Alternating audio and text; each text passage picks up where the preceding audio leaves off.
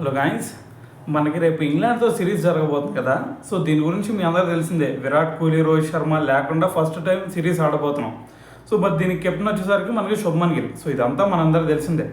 కానీ ఇక్కడ ఇంకో థింగ్ ఏంటంటే మనకి రుతురాజ్ గైక్వాడ్. సో రుతురాజ్ గైక్వాడ్ని ఇంగ్లాండ్ సిరీస్కి సెలెక్ట్ చేయలేదు అని చెప్పేసి చాలామంది కూడా విమర్శలు గుప్పించారు. అయితే మరి అతన్ని మొన్న ఇండియా ఏ స్క్వాడ్కి అతను సెలెక్ట్ చేశారు కదా. సో దాంట్లో మొన్న ఇంట్రా స్క్వాడ్ మ్యాచ్ జరిగింది మనకి ఇండియాకి, అలాగే ఇండియా ఏ టీమ్ మధ్య.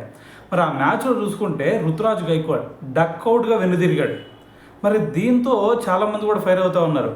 సో మరి నీకు ఛాన్సులు రావడమే చాలా తక్కువ. మరి ఛాన్సులు వచ్చినప్పుడు కూడా నువ్వు ప్రూవ్ చేసుకోలేకపోతే మరి ఇండియన్ టీంలోకి ఎలా వస్తావు?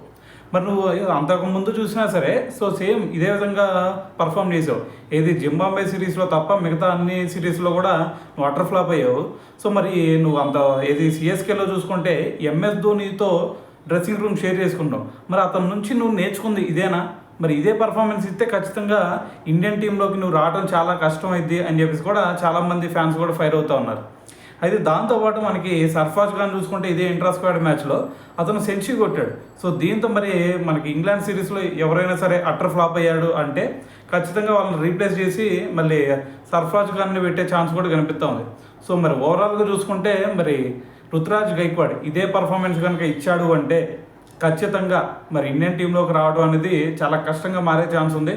సో మరి దీని గురించి మరి మీరేమనుకుంటున్నారు అనేది కూడా కింద కామెంట్ చేయండి.